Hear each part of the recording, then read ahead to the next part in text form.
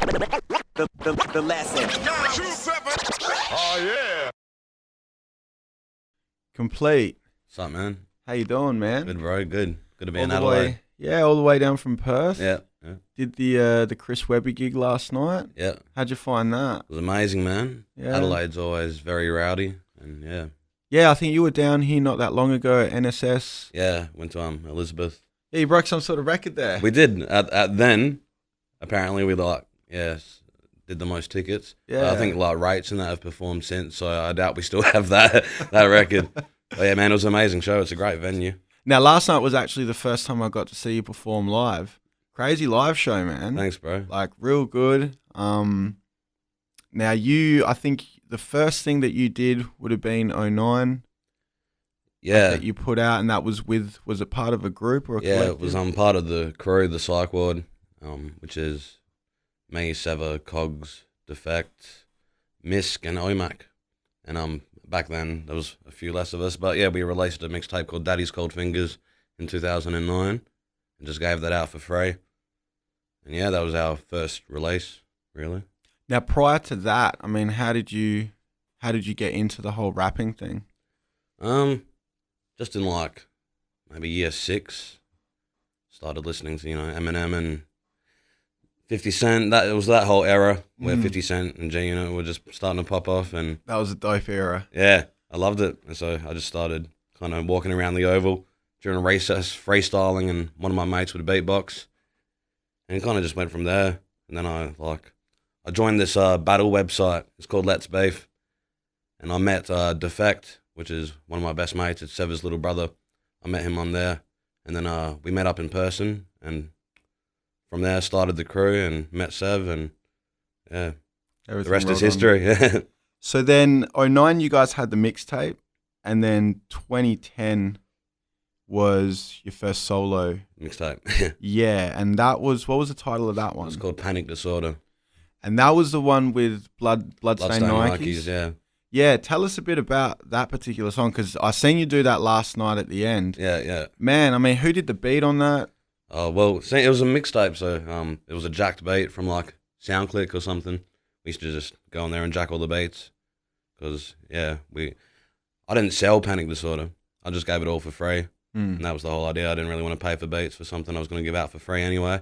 But yeah, Bloodstained Nikes, it was kind of just, when I wrote it, it was more like not trying to be a staunch, but thinking about people in the past that I did have problems with, or like when I was beaten as a kid or whatever. It was kind of like I was a bit older, and I felt like, all right, you want to fight me now? That's unlikely. Find me.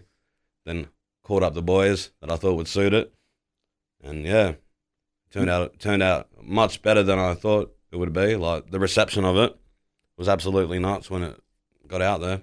Yeah, so did you expect it to be received? Nah, bro. Bloodstained Nikes was like one of the ones I least expected to get a good response. But yeah, I guess being the first solo release though, I didn't really know what to expect. Yeah.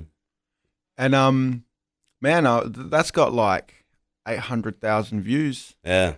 on YouTube. That's got to be one of your highest hitting? Yeah, that's the most viewed. Yeah, that's Definitely crazy, on man. the channel. Yeah. On your way to 1 million. Yeah. Platinum. Yeah. Yeah, man. Okay, so that was 2010. Yeah, it was just towards the end of 2010.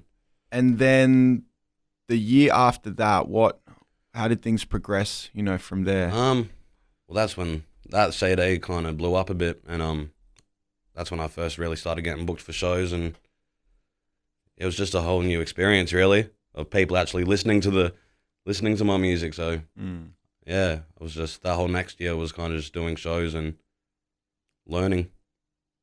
And then you started, because I think on that first mixtape, there's no videos. No. But after that is when you started dropping clips on YouTube. Yeah, well, yeah, about around 2011, 12, we would make videos just with a shitty little hand camera, like terrible quality, but we just did it for fun, really. But it's not until kind of 2 years ago where we invested in a decent camera and started doing our own clips and really pushing actual videos instead of just putting the track up with, the cover art or With whatever. the artwork. Yeah, because now it just seems like you need those visuals, really, because everyone's doing it. So, and if you're not doing it, then people probably skip it, unfortunately. But it's cool. It's fun to make videos anyway. We love it.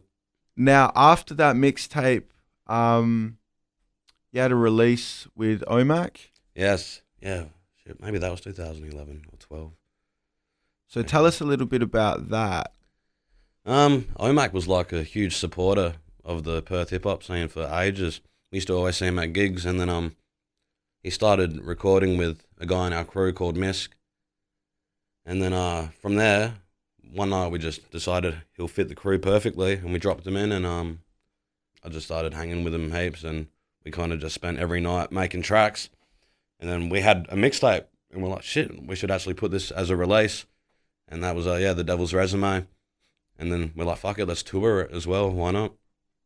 And that got a great response too, man. So that was really fun working with OMAC on that. I think I remember that tour. The Adelaide show, was at Fowler's maybe? That we supported Cursor at Fowler's. Okay. That was the first time. But that was kind of around the same era when we released that.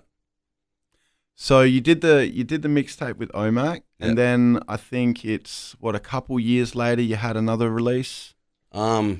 Yeah, I released a solo mixtape called Paranoia Prison, and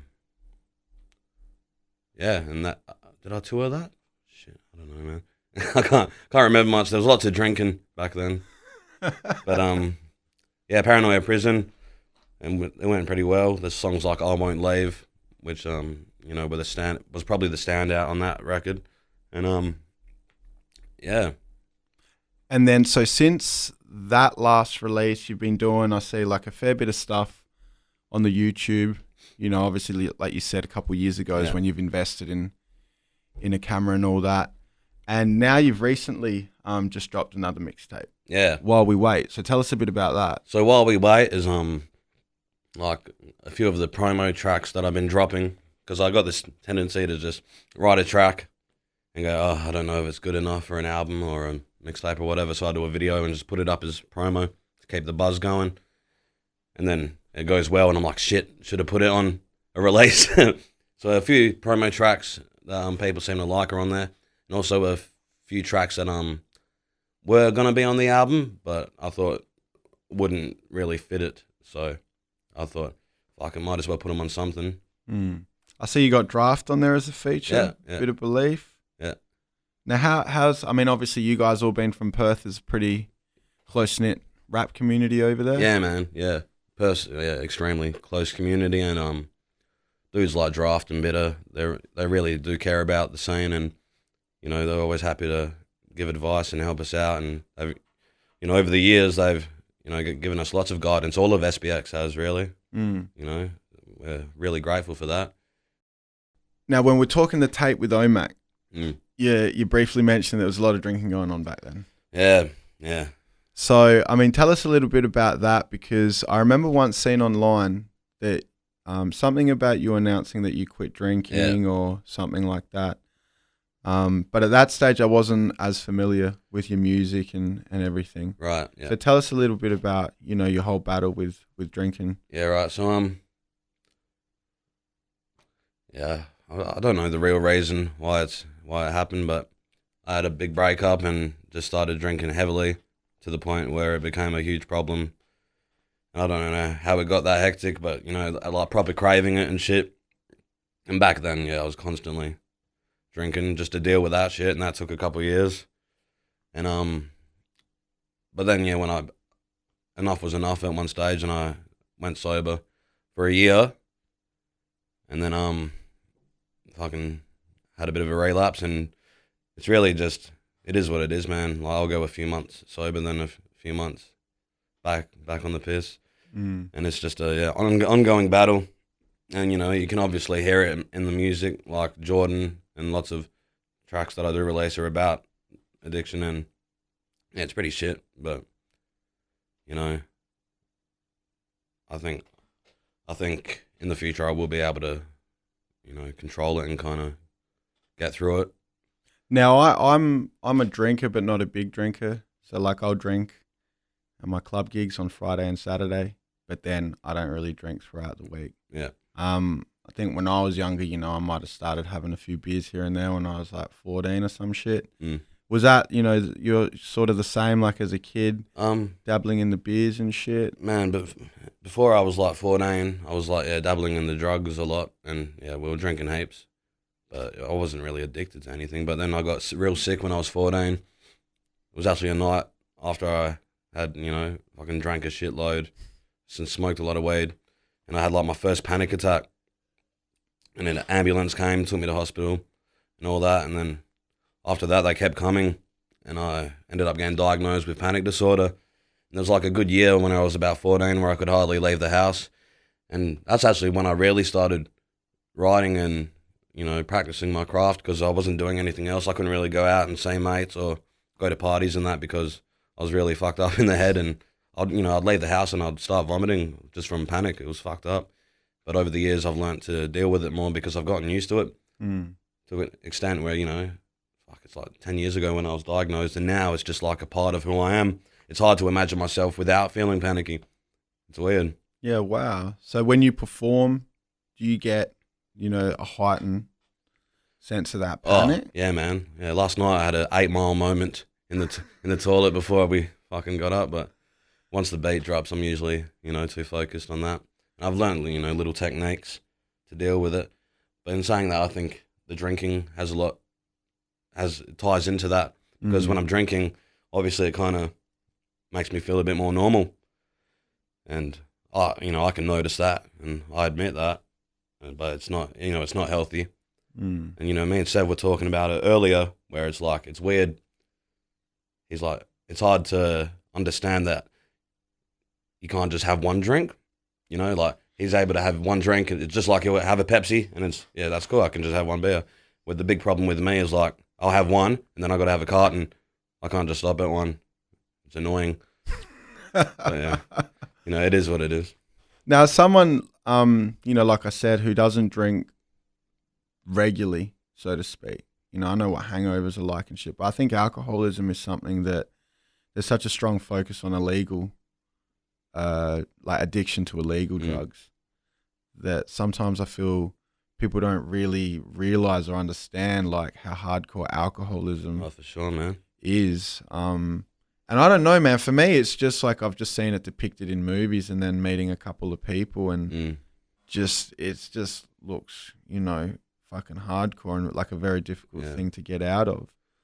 I mean, you know, as someone who has battled with that or someone is still battling with that, you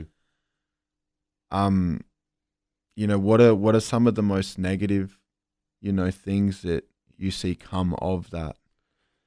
Well, I think a big problem is that, growing up, we don't see alcohol as a hardcore drug. We see it as the norm in Australia.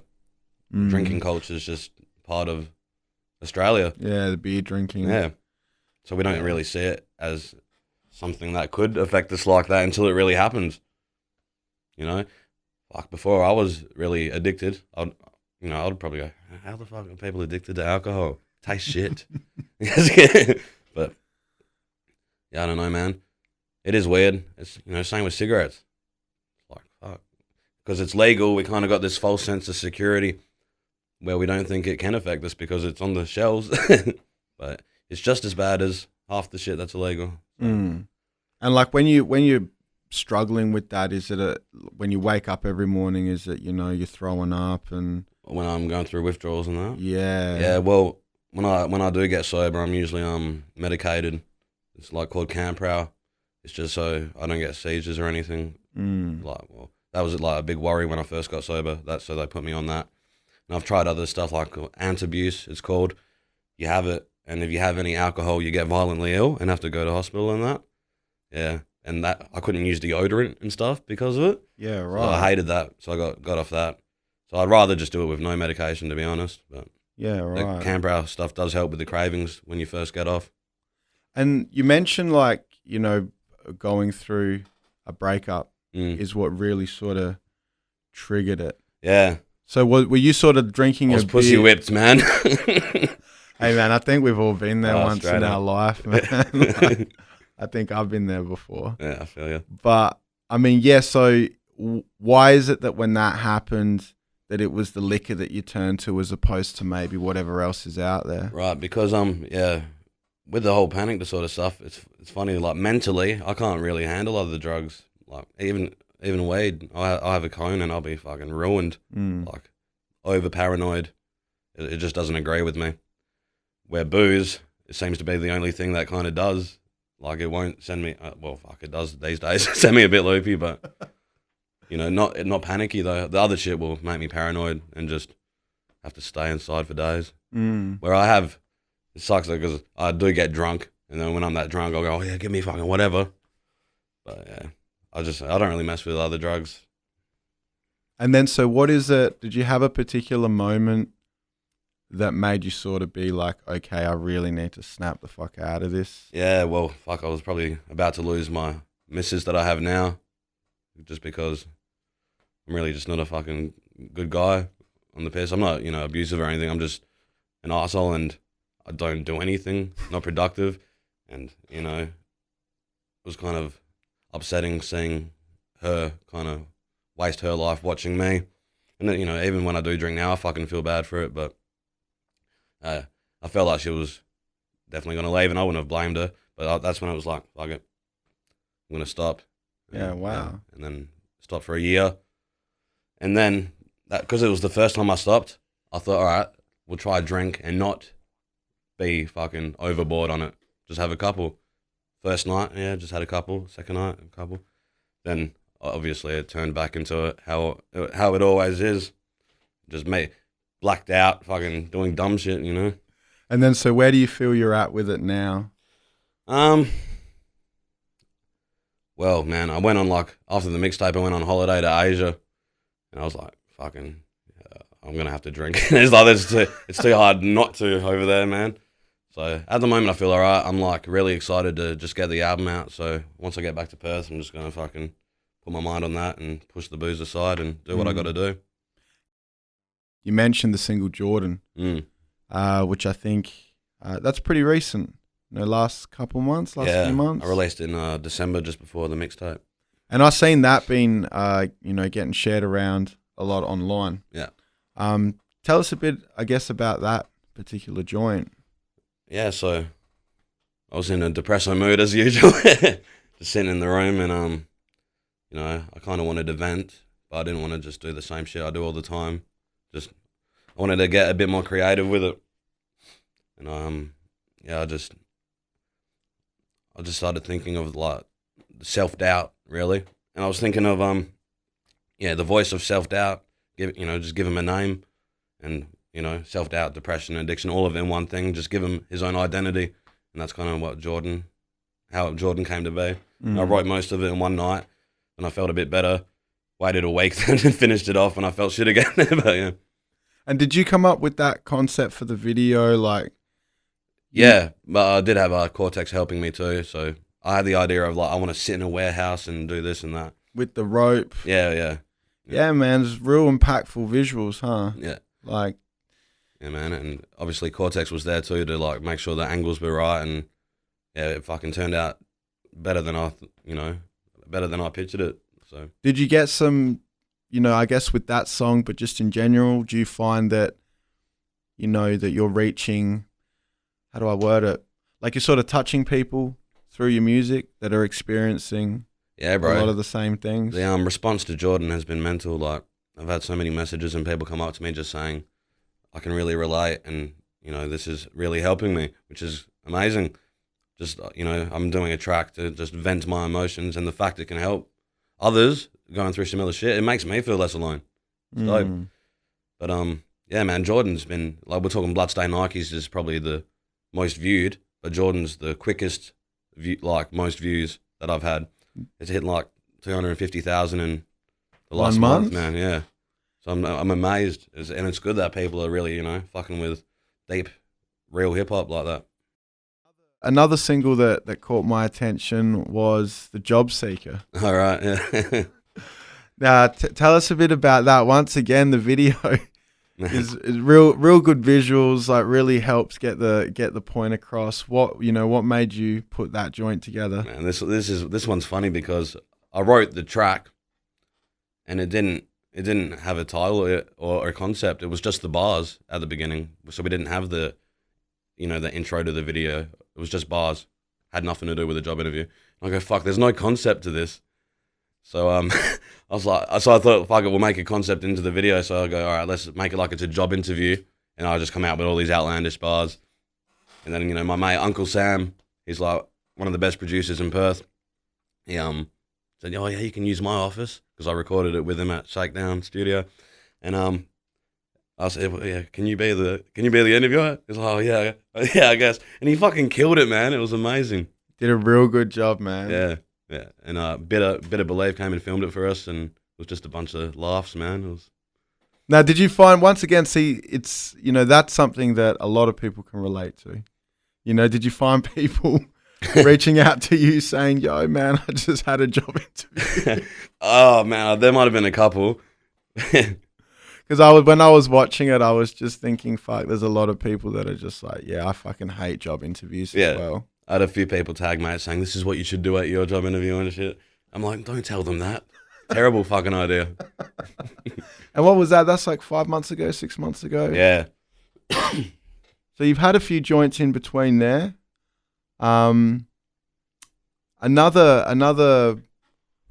big one I thought was the McDonald's diss. Right, yeah. Now tell us about that, because me personally, it was dope to see someone go in at Maccas, because I'm always thinking, damn, like they should get rid of Maccas, HJs, like nobody needs that shit. That said, it was like the Maccas near my house. Every fucking time I'd go there, always fuck my order up. And I was getting so sick of it, man. Like I would literally be fuming. I'd get out. I said no pickles. There's like extra pickles in the shit. And I go, you know what? I'm gonna diss these motherfuckers. I thought that's the only thing I could really do besides walking in the store and throwing the fucking pickles at their face. So yeah, I did the diss to McDonald's, or Ronald McDonald. And then a few months later, because it got such a good response, I thought, fuck, it'd be funny if they dissed me back. So I dressed up as Ronald and made a track and dissed myself back. And now at the end of the first one, so the one where you're dissing Maccas, there's like a scene where the dude pops out of the boot and runs through the drive-through. Yeah. So did the staff at Maccas know what was going on, and you guys just do that? We literally kidnapped that guy. No, that's Cable. Shout outs to Cable. The staff saw what was happening, but we just did it real quick, kind of. And yeah, so it's not something that you speak to the staff about. No.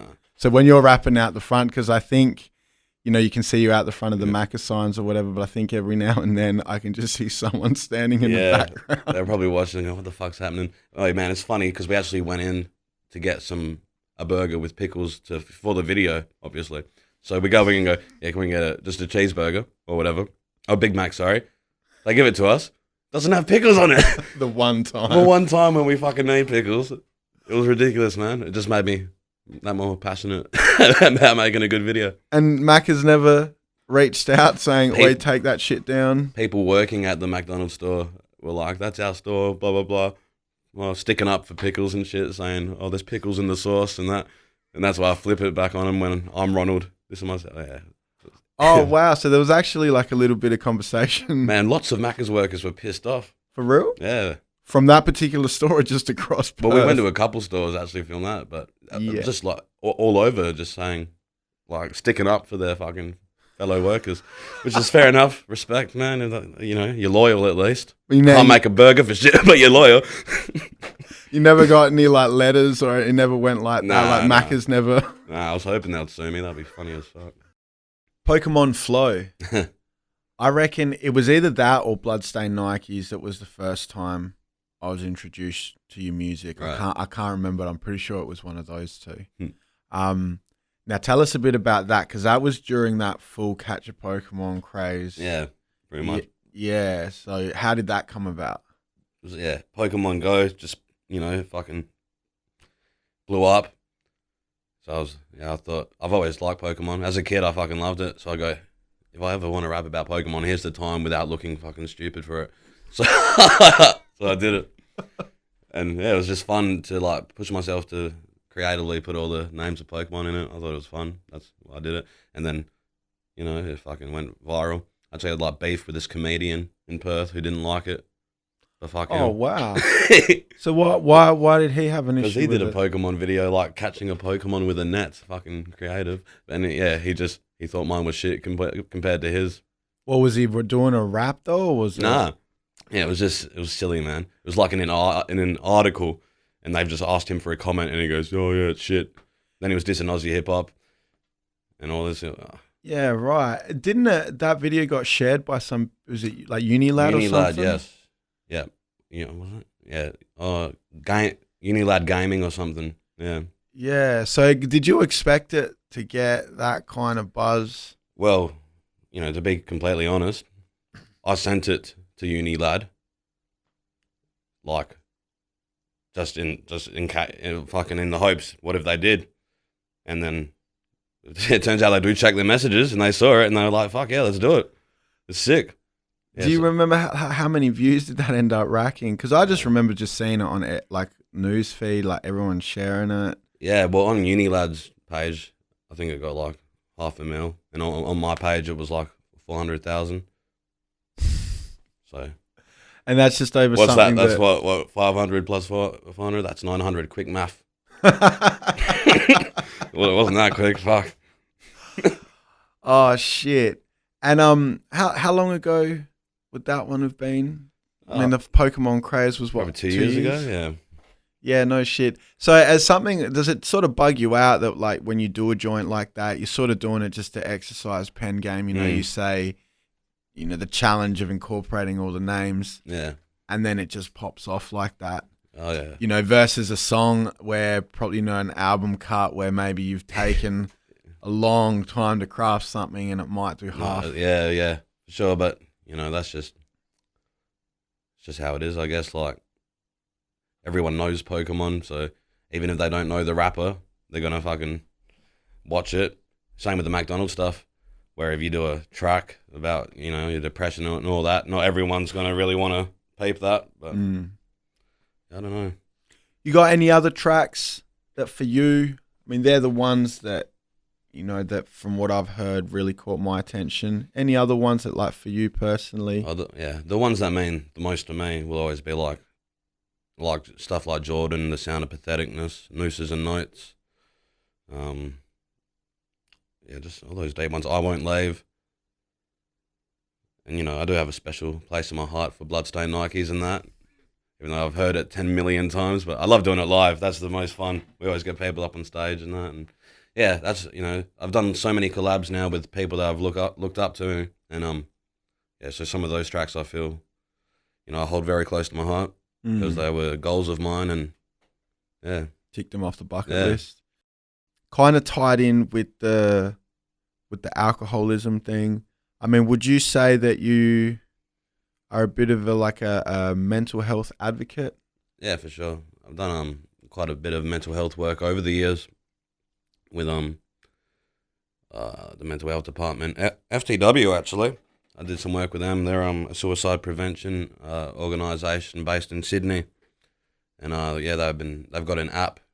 I'm not sure if it's released yet, but from what I know about it, it's some groundbreaking stuff. And I always love to do youth workshops and that, and just promote positive mental health through hip hop.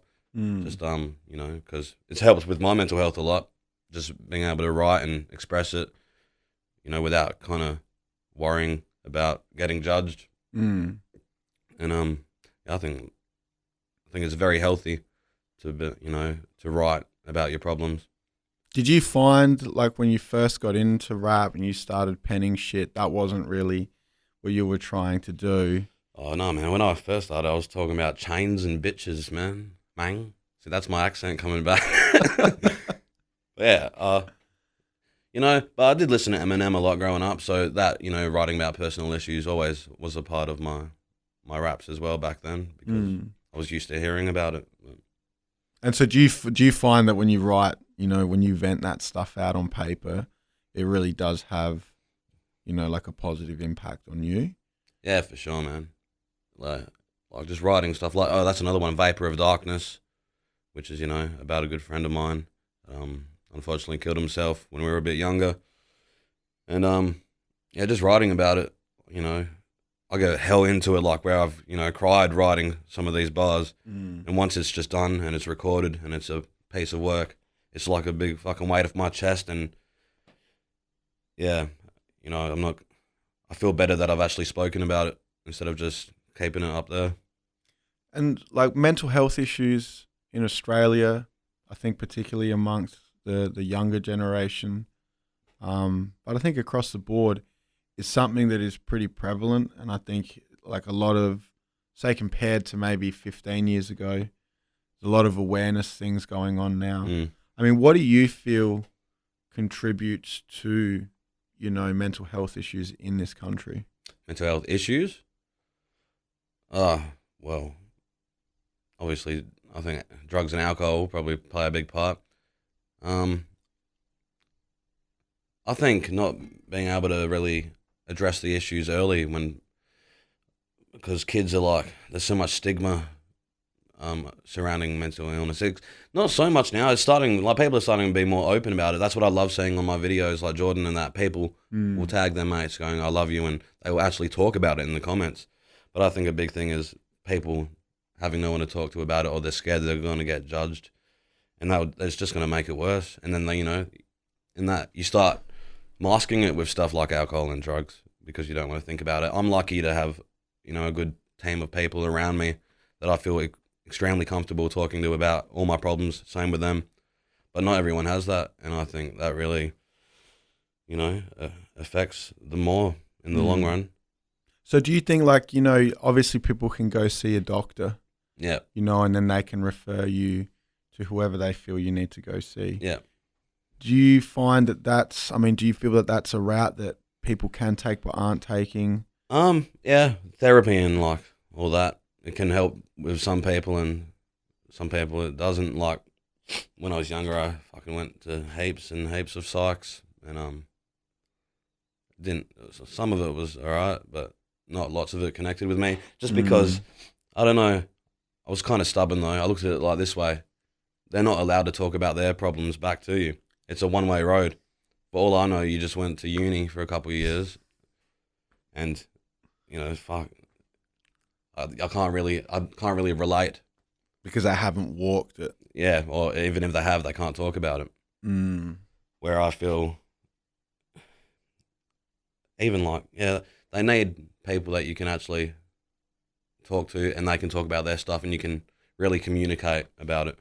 So when you do your workshops and all that sort of stuff, do you talk about some of the things that you've gone through? For sure, man. Yeah. And you find that really, yeah, I reckon that does help connect that bridge. Yeah, I'm not gonna say much more than a psychiatrist, psychologist, but I think it definitely,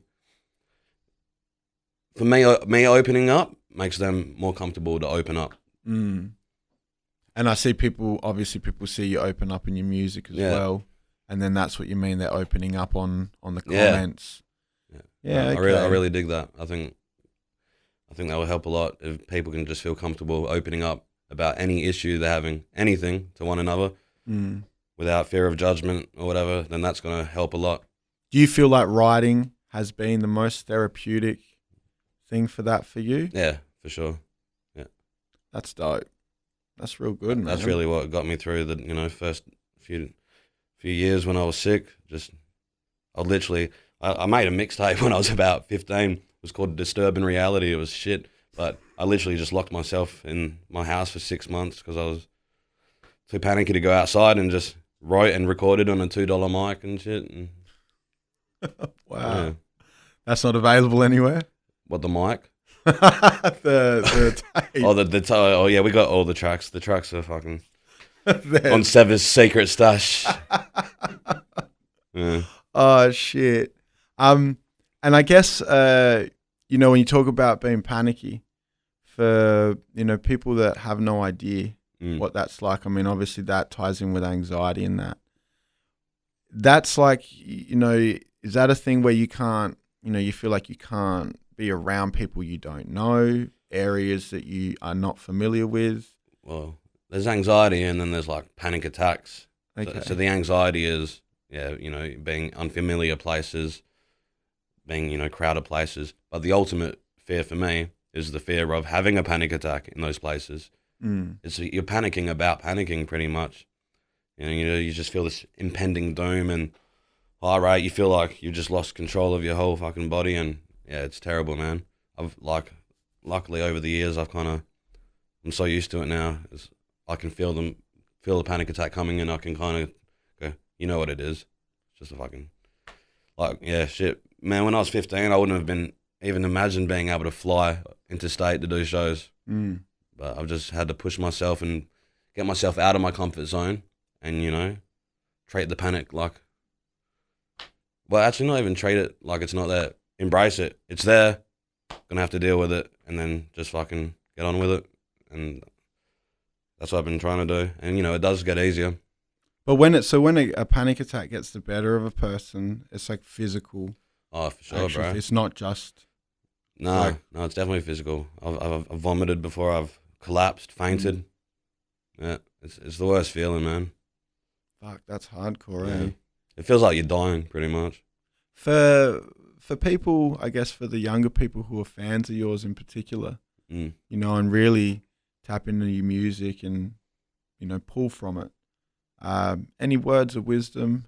Any bits of advice? Life advice, or if they want to get into music? I guess a bit of both. Well, I reckon, even if you're not rapping, you might as well still write your problems down. There's no harm in that, even if it's like fucking just a poem. Because just getting that out of your mind, any issues you have, and actually looking at it or hearing it, it really helps. So it's not just something you're thinking. If it's just a thought, then it's just going to stay there. But if you actually put it out, then, there's no harm in that. And, if you do want to rap, bro, just fucking keep practicing, keep pushing shit out. It doesn't matter if it's shit.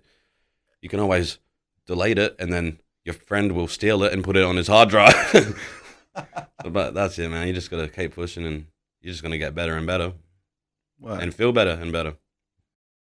You sort of came in, that 2009, that 2010 period where the internet had really sort of just started to gain momentum and become a tool, for a lot of artists and stuff. Yeah. Whereas prior to that, it was being on labels, radio spins, and all that sort of stuff. Yeah.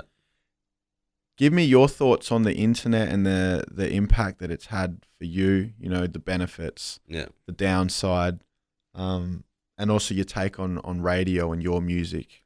Right. So, I think the internet's, it's a good and bad thing because it's given everyone a platform for their music to be heard, but at the same time, it's flooded the market. So, but fuck it, that's all right. It's a competitive sport, rap, so it just pushes everyone to be better. But yeah, fuck.